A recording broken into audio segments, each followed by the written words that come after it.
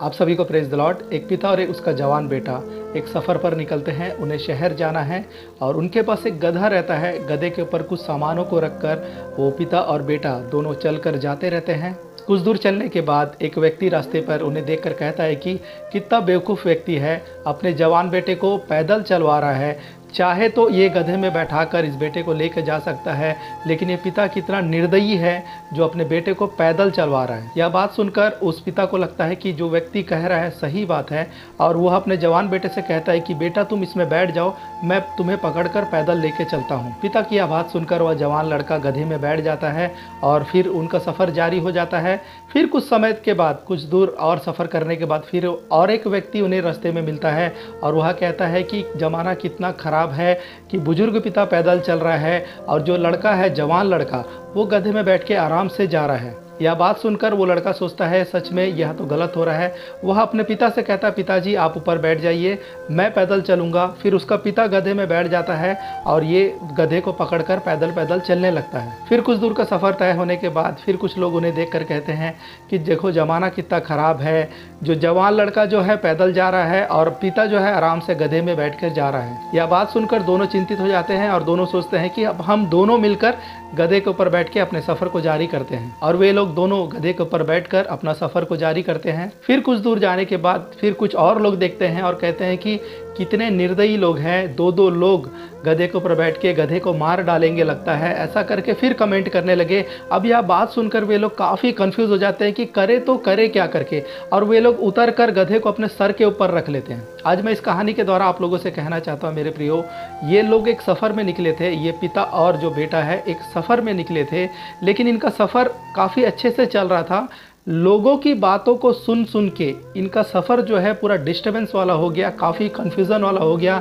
ये लोग पूरी रीति से डिस्टर्ब हो गए कि हम करें तो करें क्या। और हर परिस्थिति में जो लोग बातें कर रहे थे वो उस परिस्थिति के हिसाब से ठीक भी लग रहा था। लोग समझा रहे थे देखो जवान बेटे को बैठा के चल रहा है या फिर बुजुर्ग को बैठा के चल रहा है। उस समय उन बातों को सुनते समय काफ़ी अच्छा लग रहा था, सही लग रहा था, सिचुएशन के हिसाब से वो सब बातें सही लग रही थी। लेकिन वो बार बार लोगों की बातों को सुनने की वजह से काफ़ी कन्फ्यूज़न में चले गए। उनका जो सफ़र था पूरा डिस्टर्बेंस वाला हो गया। आज मसीही जीवन में जब हम इस संसार के सफ़र में चल रहे हैं, हमारा जीवन भी कहीं ना कहीं देखा जाए तो लोगों की बातों को सुन सुनकर, हमारी कोई परिस्थिति के हिसाब से अलग अलग व्यक्ति अलग अलग बातों को करता है और उन सब बातों को सुनकर हमारा जीवन जो है काफ़ी कन्फ्यूज़न वाला हो जाता है। हम सब बातों को सुन सुन के हमारे जीवन को अस्त व्यस्त कर रहे हैं।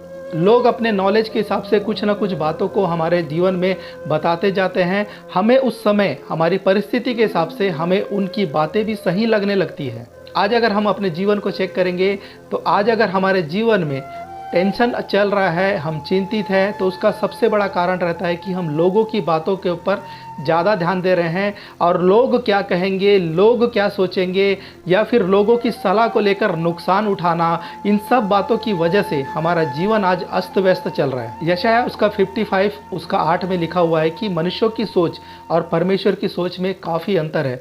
परमेश्वर हमारे लिए जो सोचता है वो उत्तम सोचता है और केवल आशीष के लिए ही सोचता है। आज हम कहीं ना कहीं नुकसान में हैं और कहीं ना कहीं टेंशन में हैं, तो हम मनुष्यों की बातों को लेकर चल रहे हैं, उनके हिसाब से चल रहे हैं। इसलिए हमारे जीवन में कई प्रकार के नुकसान को भी हमने सहा है और कई प्रकार के तकलीफ़ों को हम सह भी रहे हैं। मरकुस उसका 5:35 में जब हम पढ़ेंगे, वहाँ एक लड़की के विषय में लिखा हुआ है जो मर गई थी और परमेश्वर ने उसे अद्भुत रीति से बचाया। लेकिन उस घटनाक्रम को जब हम अच्छे से पढ़ेंगे, वहाँ पर लिखा हुआ है कि जब वो लड़की मर जाती है, कोई व्यक्ति आकर प्रभु यीशु के सामने कहता है कि वह लड़की अब मर चुकी है, यीशु को परेशान ना किया जाए। लेकिन प्रभु यीशु उनकी बातों की ओर ध्यान नहीं देता और आगे जाकर अद्भुत चमत्कार उनके जीवन में दिखाता है। अगर परमेश्वर उस समय उस व्यक्ति की बातों की ओर ध्यान देता तो ये अद्भुत गवाही आज बाइबल में नहीं लिखा होता। आज आपके जीवन में परिस्थिति कितने भी विपरीत हो और आपकी परिस्थिति के हिसाब से आपको लोग अलग अलग सलाह दे रहे होंगे, क्योंकि हर व्यक्ति अपने अपने अंदाजे से एक सलाह को आप लोगों के जीवन में दे रहा होगा कि ऐसा करो, ऐसा करो, ऐसा करो। लेकिन एक बात को याद रखिए मेरे प्रियो, परमेश्वर हर परिस्थिति में एक ही सलाह देता है, मत डर, मैं तेरे संग हूँ, इधर उधर मत ताक, मैं तेरा परमेश्वर हूँ। इस बात को जब आप हमेशा अपने मन में रखेंगे, आप कभी गिरेंगे नहीं, आपके जीवन में किसी भी प्रकार का नुकसान नहीं होगा। आज आप कन्फ्यूज़न में हैं, आप डिस्टर्ब चल रहे हैं, उसका सबसे बड़ा रीज़न यही है कि आप मनुष्यों की बातों की ओर ध्यान दे रहे हैं। जिस दिन आप परमेश्वर की इस बात को अपने मन में बसा लेंगे कि मत डर, मैं तेरे संग हूँ, उस दिन परमेश्वर आप लोगों के जीवन में अद्भुत कार्य को रिलीज़ भी कर देगा और आप अद्भुत आशीषों को परमेश्वर की ओर से अपने जीवन में देखने भी लगेंगे।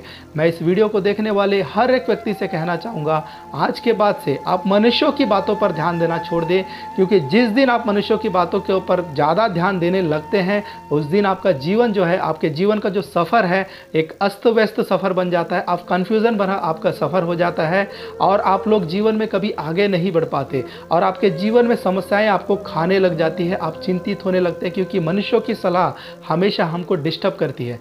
लेकिन परमेश्वर हर परिस्थिति में, काफ़ी तकलीफ में हो सकते हैं आप, लेकिन परमेश्वर की ओर जब आप दृष्टि करेंगे, परमेश्वर का ये वायदा है, मत डर, मैं तेरे संग हूँ, इधर उधर मत ताक, मैं तेरा परमेश्वर हूँ। तो इस बात को हमेशा अपने मन में रखें और परमेश्वर की ओर दृष्टि करें, परमेश्वर के वचनों को ज़्यादा मनन करें। परमेश्वर की वचन आपको क्या सिखाते हैं उसके अनुसार अपने जीवन को जिए। परमेश्वर आपको हर तकलीफ से बचाएगा और परमेश्वर आपको कभी धोखा नहीं देगा। लोगों की बातों को सुनकर हो सकता है कि आप कई बार धोखा खा जाए, आप गिर जाए, आपको नुकसान हो जाए, लेकिन जब परमेश्वर की बातों को आप सुनकर, परमेश्वर के वचनों के अनुसार आप जब चलते हैं, आपके जीवन में कभी किसी प्रकार का प्रॉब्लम नहीं होगा। मैं विश्वास करता हूँ इस वीडियो को देखने के बाद आप लोग मनुष्यों की बातों की ओर ज़्यादा ध्यान नहीं देंगे और परमेश्वर की बातों की ओर ज़्यादा ध्यान दें और परमेश्वर के इस वायदे को, जो परमेश्वर आज आप लोगों से कहता है कि मत डर, मैं तेरे संग हूँ, इधर उधर मत ताक, मैं तेरा परमेश्वर हूँ, इस बात को आप हमेशा अपने मन में रखें। परमेश्वर जरूर से आप लोगों को अद्भुत आशीषों से नवाजेगा। आपकी परिस्थिति कैसी भी हो, परमेश्वर इस वायदे के अनुसार, इस बात के अनुसार आप लोगों को हर प्रकार की विपरीत परिस्थिति से बाहर निकाल के अद्भुत आशीषों को आप लोगों के जीवन में रिलीज करेगा। जय मसीह की।